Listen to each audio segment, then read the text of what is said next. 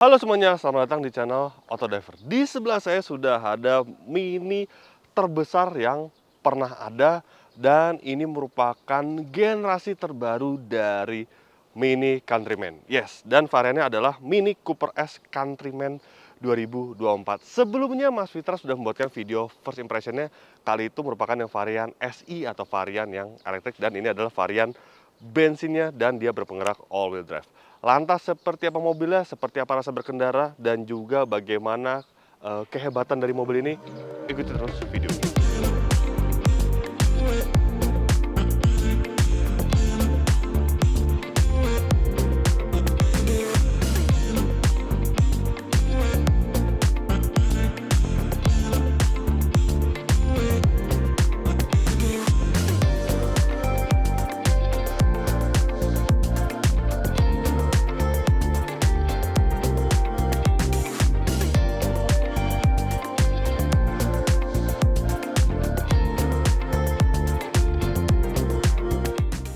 Ya, total ada 4 varian Countryman yang dipasarkan di Indonesia, dan semuanya sekarang tidak ada yang harganya di bawah 1 miliar rupiah. Karena ya ini merupakan generasi terbaru, tentunya ada penyesuaian harga. Jadi ada 4, ada Mini Countryman C, kemudian S yang seperti ini ya, dia bensin 2000 cc, kemudian ada juga SI yang elektrik yang waktu itu dibahas oleh Mas Fitra Eri, dan juga JCW. Nah, S dan JCW ini dia memiliki sistem penggerak yang sama, yaitu all-4 atau all-wheel drive. Jika sebelumnya di Mini Countryman F60 itu kalau Cooper S-nya dia masih berpenggerak roda depan. Dan Mini Cooper S Countryman ini dia dipasarkan dengan harga 1.436 juta rupiah, tapi itu sudah on road Jakarta dan lebih mahal dibandingkan Mini Countryman SI yang elektrik. Jadi cukup menarik memang, lebih mahal sekitar belasan juta rupiah sih, nggak terlalu jauh. Tapi ya nggak apa-apa. Mungkin Mini memang memfokuskan lebih ke arah produk elektrifikasi dibandingkan versi bensinnya, tapi tentu mobil ini masih tetap menyimpan beberapa kehebatan. Well, secara dimensi, Countryman generasi terbaru dengan kode bodi U25 ini dia paling besar yang pernah diproduksi oleh Mini. Panjang keseluruhannya mencapai 4.436 mm, sedangkan di generasi terdahulunya itu masih 4,3 meteran, dan generasi pertamanya itu hanya 4 meter. Dan sama dengan generasi terdahulunya juga, Countryman generasi terbaru ini dibangun di atas platform yang sama dengan X1. Ya, untuk soal desain saya tidak akan membahas panjang lebar karena memang antara S dan juga versi elektrik yaitu SI itu nggak jauh berbeda gitu desainnya. Hanya bagian depannya ini nih, grillnya dia ada. Kalau di SI dia ditutup justru, dan warna S-nya kalau di yang SI itu warnanya kuning, sedangkan di S ini dia warnanya merah. Jadi ini mencirikan, oh ini yang versi bensinnya, sedangkan kalau yang kuning itu versi yang elektrik. Kemudian desain secara overall, ya entah kenapa ya, di generasi belakangan ini BMW dan Mini itu desain yang benar-benar progresif dan agresif ya perubahannya jika dibandingkan generasi terdahulunya. BMW juga begitu ya, di M2, di seri 5, seri 7 itu benar-benar perubahannya drastis sekali, benar-benar yang agresif banget perubahannya. Kemudian di Mini juga, ya perlu diakui, Mini generasi terbarunya ini sedikit meninggalkan heritage generasi terdahulunya dari segi lampunya. Lampunya dia tidak bulat lagi, sedangkan Mini sejak Mini klasik itu bulat, dan terakhir di F60 itu juga masih bulat, dan di generasi terbaru ini itu bentuknya apa ini?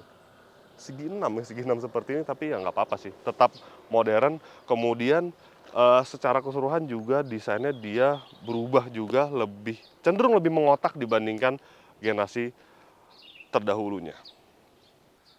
Dan kita lihat apa yang dibalik kap mesin nih kalau di sini. Karena kalau di yang versi listrik kap motor bilang, sebenarnya sama aja sih. Kemudian nah ini dia mesinnya, dia terlihat komponen lebih banyak dibandingkan versi elektrik. Ya karena ini mesin bensin konvensional 2000 cc, 4 silinder. Sebenarnya mesin ini basically sama dengan versi yang di F60 atau Countryman lama. Dia masih berkode B48, tapi dia ditambahkan motor listrik ringan 48 volt atau assist motor. Jadi tenaganya lebih buas. Yes, jadi Countryman S04 ini kini memiliki tenaga keseluruhan mencapai 215 horsepower serta torsi 360 Newton meter dan mengalirkan semua tenaganya ke 4 roda. Dan gearbox ya, dia menggunakan transmisi 7 percepatan dual clutch yang itu khasnya Mini banget memang. Oke, sekarang kita lihat bagian sampingnya. Seperti ini memang dia terlihat panjang ya. Kemudian pelek ini tidak terlihat besar, padahal sebenarnya dia diameternya besar sekali jika dibandingkan Countryman generasi terdahulu. Jadi dia menggunakan diameter ring 20 dengan desain seperti ini. Mini menyebutkan bahasa desain windmill atau kincir angin. Ya emang sih desainnya kayak kincir angin ya. Kemudian bannya dia menggunakan profil 245/40 ring 20 yang artinya cukup tebal untuk sebuah mobil dengan pelek ring 20. Jadi tentu harusnya mobil ini akan lebih nyaman jika dibandingkan generasi terdahulunya yang profil bannya tipis gitu ya. Kemudian bagian sampingnya seperti ini, handle-nya bahasa desainnya sebenarnya mirip dengan BMW ya. Ya nggak apa-apa karena mereka satu grup. Kemudian atap dengan bagian bodinya memiliki warna yang berbeda. Atapnya itu doff warnanya. Kemudian ini tetap gloss dan ini all-4. Kemudian ada panel di bagian sini nih seperti ini. Ini kenapa ya banyak SUV modern yang menggunakan desain seperti ini. Seperti misalkan di Defender juga ada panel seperti ini kan. Kemudian ada beberapa memang SUV-SUV asal Tiongkok yang menggunakan desain panel seperti ini. Dan ketika kita buka, tentu dia bukan chargeran karena dia mesin bensin. Kemudian kita beralih ke bagian belakangnya. Dan ini di bagian belakang dari Countryman S warna merah juga tentunya.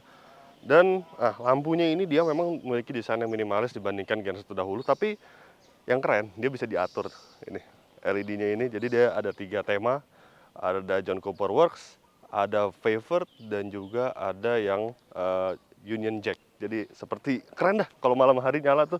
Kemudian ketika di malam hari, ketika kita mendekati mobil, ketika kita membawa anak kunci, dia akan mengeluarkan animasi-animasi yang keren. Dan bagian bawah seperti ini, jadi warna diffuser dan warna atap itu sama ya.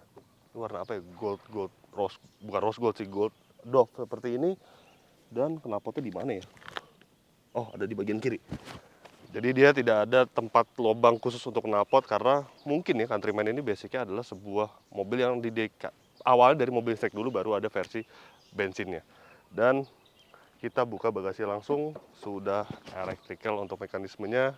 Dan ini kapasitas bagasi yang luas jika dibandingkan Countryman F60. Kemudian ada partisi dan di bagian bawah terdapat tempat penyimpanan meski dia tidak lagi tersimpan ban serep, tapi dia ada tire repair kit. Oke, kita tutup. Sekarang kita lihat bagian interiornya.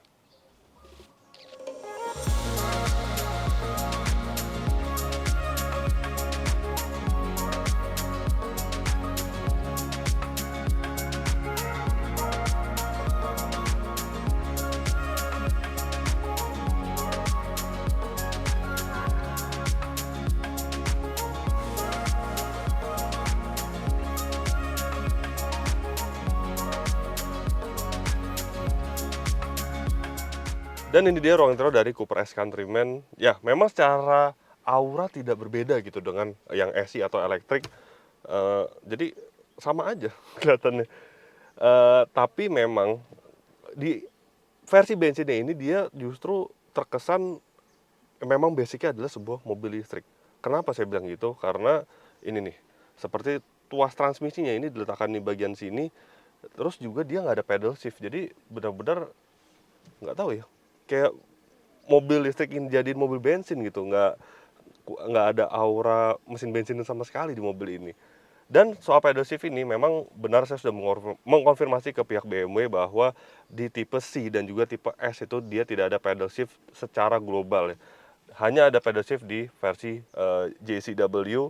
Kemudian, tapi nggak apa-apa karena tetap nuansa mobil ini keren sekali, funky sekali. Di generasi terbaru ini bisa dilihat di sini diletakkan material-material seperti ini, material empuk ya. Yang bahannya itu sebenarnya eco-friendly. Ini nih, dan warna biru dan ini nih beralih ke warna coklat di bagian belakangnya. Keren. Kemudian juga dia untuk instrumen clusternya tidak ada lagi di tengah, di bagian sini, di bagian depan setir, tapi semua dijadikan satu dengan layar iDrive-nya yang membulat seperti ini.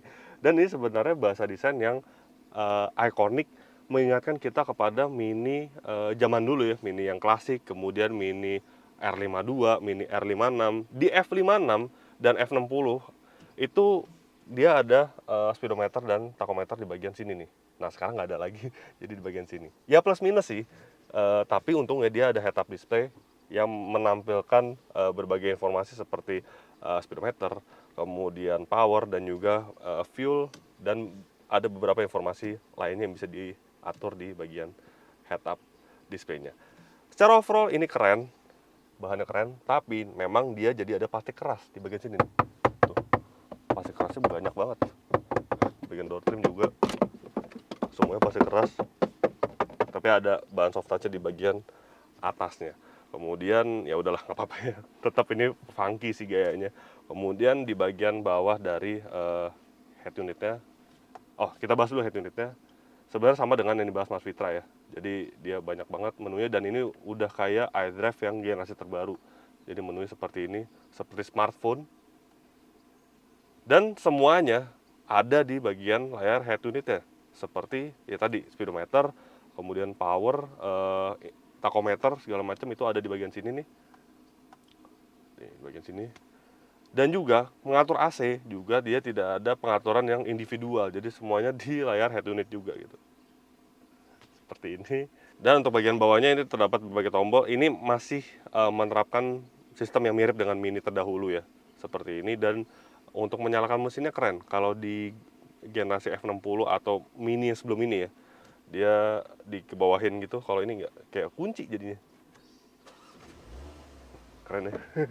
Kemudian experiences atau mode berkendara. Jadi kalau di mode BMW terbaru itu dia tidak lagi ada mode berkendara gitu. Jadi lebih ke experience atau my modes kalau di BMW-nya.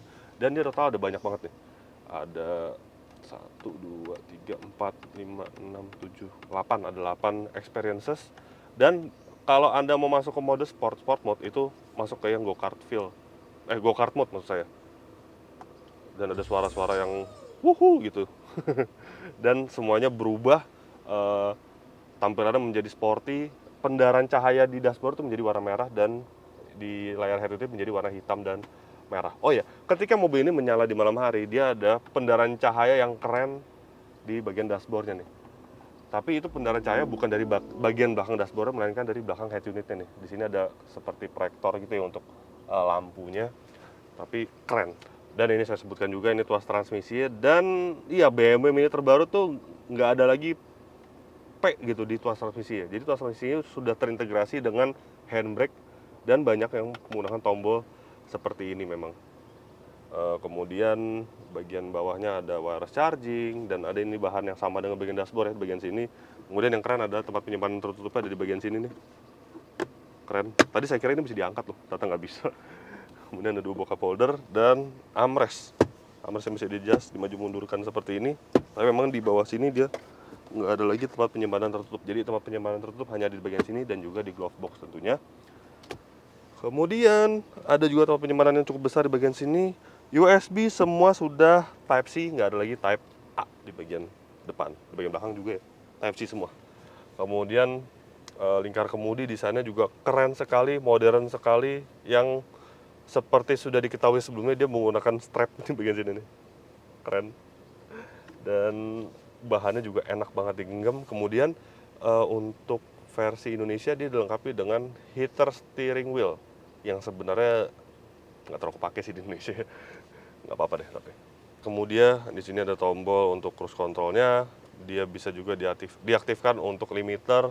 Di bagian kanan dia ada tombol volume dan untuk mengatur sistem entertainmentnya. Tapi memang dia fitur radarnya tidak begitu lengkap gitu, karena ada lane departure warning. Coba saya tampilkan dulu ya. Dia ada lane departure warning. Kemudian nih, front collision warning dan departure warning, lane change warning, exit warning, attentiveness assistant, dan speed warning. Speed warning itu bukan ini, bukan fitur radar, tapi dia tidak ada adaptive cruise control, dan lane keeping assist juga nggak ada. Jadi hanya lane departure warning. Kenapa ya mobil 1,4 M nggak ada fitur adaptive cruise control gitu? Rasanya butuh memang bukan butuh sih, tapi lebih ke arah mobil modern udah ada fitur yang ke tahap itu gitu loh. Ya udah nggak apa-apa deh. Nah, untuk posisi berkendara sendiri jok. Nah, joknya ini kami sudah mengkonfirmasikan ke pihak BMW Mini bahwa ini adalah produk yang homologasi, model homologasi. Jadi nantinya akan ada perbedaan spesifikasi untuk joknya. Karena jok yang diterima konsumen nanti akan menggunakan sistem elektrik. Di versi ini masih manual, tapi ya nggak apa-apa. Sebagai gambaran sih sama-sama aja tentunya ya. Nggak akan ada perbedaan jangkauannya gitu. Tetap sama, maju mundur, kemudian ketinggiannya bisa diatur cukup fleksibel, dan setirnya bisa diatur secara tilt dan teleskopik yang sangat leluasa, yang menghasilkan tentu posisi berkendara yang sangat ergonomis. Ya.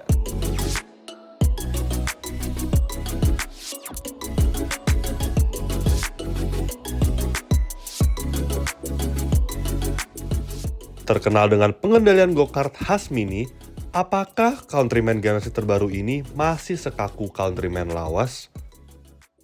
Mini memang terkenal dengan suspensinya yang kaku. Memang mereka tuh menyebutkan bahwa setiap model-model Mini tuh go-kart feel ya.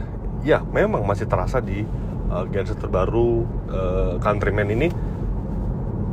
Ada memang gejala kerasnya tuh, keras-kerasnya khas Mini banget ya. Tapi ketika melalui jalan yang benar-benar mulus konturnya, nggak ada sambungan jalan, nggak ada gelombang, itu entah kenapa di generasi terbaru ini terasa lebih smooth gitu, lebih firm dan lebih smooth. Mungkin itu efek dari penambahan panjang wheelbase ya, yang nggak signifikan sih, hanya berbeda berapa milimeter. Tapi ya itu rasanya hasilnya tetap go-kart feel, tetap kaku, tapi sedikit lebih dewasa dibandingkan Countryman generasi terdahulu. Akan tetapi, jangan khawatirkan soal pengendalian mobil ini. Soal pengendalian ya, ini Mini nggak usah diraguin lagi. Dia bisa memberikan pengendalian yang sangat-sangat sigap tuh. Kalau diajak zigzag tuh benar-benar nurut sekali mobilnya. Itu memang khasnya Mini dari masa ke masa. Jadi ya itu gunanya go-kart feel di sebuah Mini adalah untuk menciptakan handling yang sangat agile, sangat terprediksi.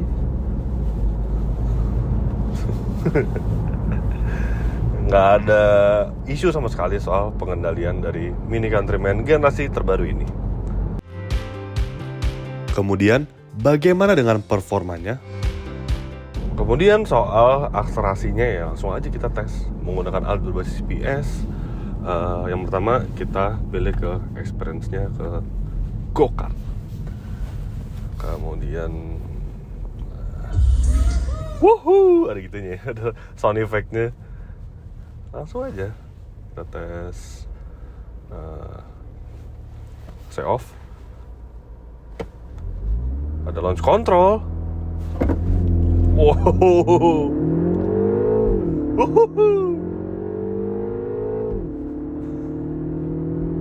Udah.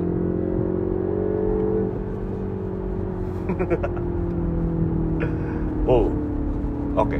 Memang Mini mengklaim bahwa soal akselerasinya diklaim ya 0 sampai 100 km per jam itu tuntas dalam waktu 7,3 detik. Tapi nyatanya dengan alat berbasis GPS, dan ini memang cuaca Indonesia yang sangat panas ya, itu meleset sedikit di 7,7 detik. Tapi itu masih pencapaian yang sangat positif di bawah 8 detik. Dan jika dibandingkan generasi terdahulunya juga ini jauh lebih berperforma ya, karena memang ada peningkatan tenaga dan torsi di mesinnya. Tapi ya so far ini baik sekali untuk hasilnya. Dan juga ketika masuk ke go-kart mode tuh memang dia tidak mendapatkan adjustable atau penyesuaian pada suspensinya. Jadi ketika di mode core atau di go-kart mode atau di eco itu benar-benar nggak ada bedanya suspensinya. Tapi memang secara respons transmisi itu beda banget. Tadi juga bisa dilihat kan saat akselerasi itu lebih menyentak-nyentak gitu transmisinya. Dual clutch yang sejatinya seperti itu. Tapi ya itu hasilnya juga positif sekali, luar biasa. Terbilang hebat dari segi performa, apakah mobil ini masih hebat dalam mencatatkan konsumsi bahan bakar?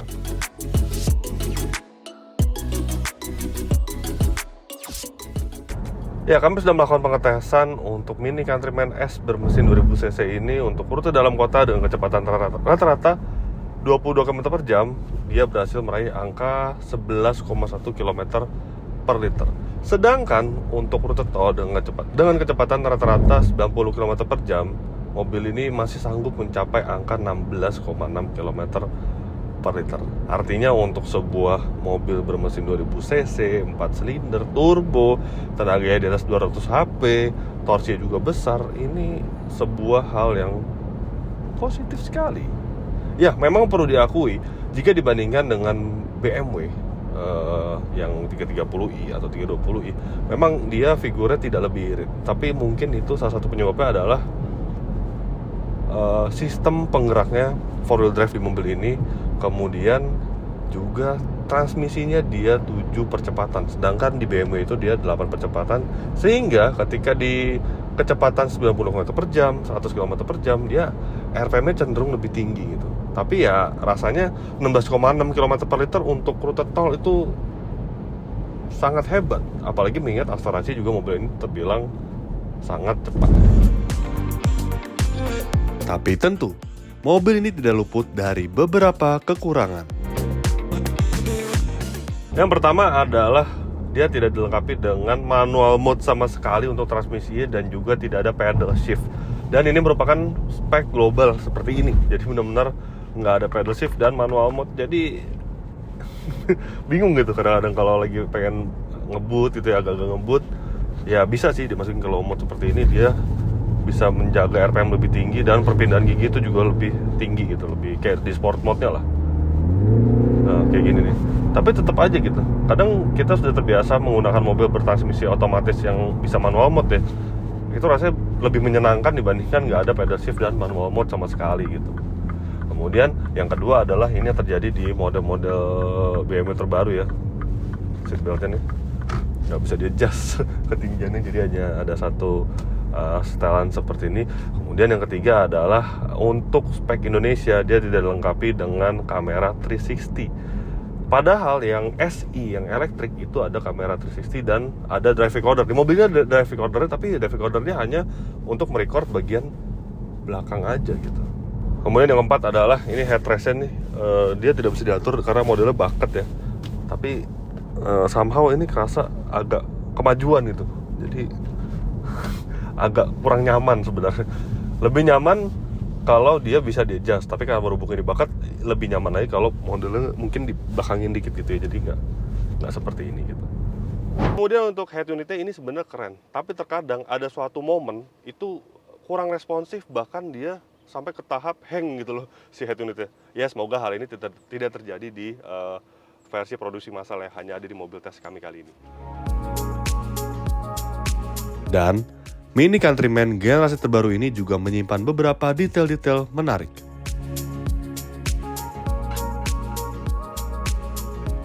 Ya, yang pertama adalah sistem experiences-nya itu sendiri, karena ini ada banyak banget ya.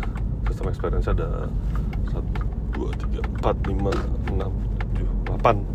Total ada 8. Dan dia tidak hanya sekedar mode berkendara atau tema kabin gitu. Jadi dia mensinkronisasikan antara mode berkendara dan juga mood di dalam kabinnya. Jadi benar-benar kalau di green tuh dia display berubah menjadi warna hijau, kemudian dia pendaran cahaya juga warna hijau. Jadi tuh ruangan saya memang kayak lagi nyetir secara secara eco-friendly gitu loh. Kemudian ketika masuk ke mode trail. Nah, trail mungkin ketika Anda ingin menggunakan mobil ini untuk off-road, nah dia juga berubah pendaran cahaya jadi warnanya warna krem, kemudian display juga warna krem, dan langsung muncul kompas di bagian head unitnya, di bagian iDrive ya. Dan ketika masuk ke mode go-kart mode, ketika jadi warna hitam merah yang benar-benar sporty gitu, jadi lumayan memacu adrenalin gitu loh. Nih aktifnya tuh, dan suaranya wuhu, benar-benar bisa merubah mood Anda ketika Anda mengubah mode experience-nya. Ya, itu yang pertama detail menariknya. Yang kedua adalah soal sistem all-4 atau four-wheel drive. Jadi memang selain dia lebih memberikan akselerasi yang baik, tapi dia juga bisa lebih mampu untuk dibawa ke mana saja, dibawa ke berpetualang. Karena pada Countryman yang generasi sebelumnya itu selalu digembor-gemborkan Countryman itu adalah SUV, mini SUV yang bisa diajak berpetualang, tapi limitasinya adalah dia tidak bisa tidak bisa dibawa ke medan yang cukup berat gitu ya, karena dia front wheel drive. Sedangkan di S All4 ini dia kini four wheel drive dan ya bisa lah untuk dibawa off-road ringan gitu ya. Ketika Anda dan bersama keluarga ingin off-road ringan, berpetualang, ini mobil yang mumpuni. Kemudian yang ketiga adalah suara artificial yang memang ditemukan di model-model Mini dan BMW terbaru ya. Jadi ya tadi di Go-Karto misalkan ada suara-suara knalpot yang besar ya, itu enggak sebenarnya, itu suara dari speaker nih. Kayak gini nih. Coba terdengar kan? Coba kita matiin deh. Ini bisa dimatiin, nyalain. Nggak ada suaranya.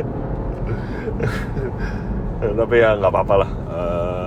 Karena memang kadang-kadang suara-suara artificial itu menambah kesan sporty dan juga kadang-kadang menambah nilai adrenalin ketika Anda berkendara.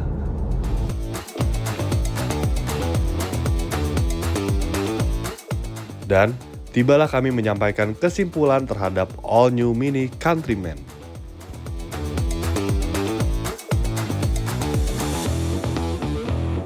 Ya, sebagai kesimpulan, Mini Countryman generasi terbaru ini berubah cukup revolusioner dibandingkan generasi terdahulunya. Dia sekarang lebih keren, lebih modern, dan juga teknologi yang diusungnya juga cukup banyak ya.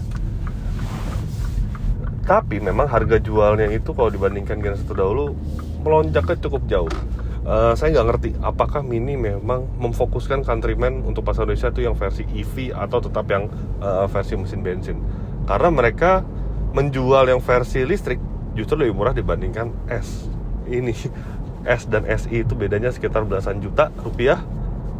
Ya.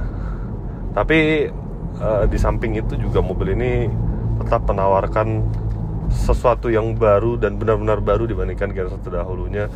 Desain eksterior yang segar, kemudian interiornya yang keren, yang funky, tetap funky di mobil ini. Kemudian juga tenaga mesin yang lebih besar, tingkat akomodasi yang lebih baik, dan juga ya itu semuanya. Banyak sekali hal positif yang ditemukan di mobil ini meski ada beberapa kekurangan-kekurangan yang saya sebutkan.